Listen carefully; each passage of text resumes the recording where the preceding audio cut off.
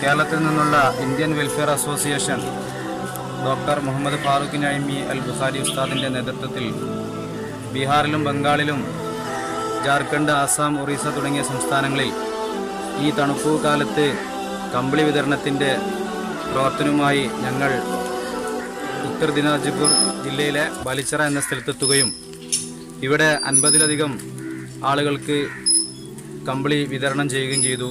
ഇതിൻ്റെ പിന്നിൽ പ്രവർത്തിച്ച എല്ലാവർക്കും അർഹമായ പ്രതിഫലം നൽകട്ടെ. केरला का तरफ से एक तंजीम Indian welfare association doctor Mohammad Farooq Naeemi Al Bukhari साहब के ज़रिए से बिहार, बंगाल, झारखंड, आसाम, उड़ीसा इसी जगह में आदमी लोगों को, जो गरीब लोगों को ये ठंडी मौसम कंबल बांटने के लिए आ चुका है. ये मगरबी बंगाल में उत्तर दिनाजपुर ज़िला से ये जगह आकर इधर 50 के ऊपर आदमी लोगों को, ये गरीब आदमी लोगों को कंबल बांट दिया है. जो इसके पीछे खर्चा किया उन लोगों को तबारक व तआला सवाब अच्छी तरह दे दीजिए.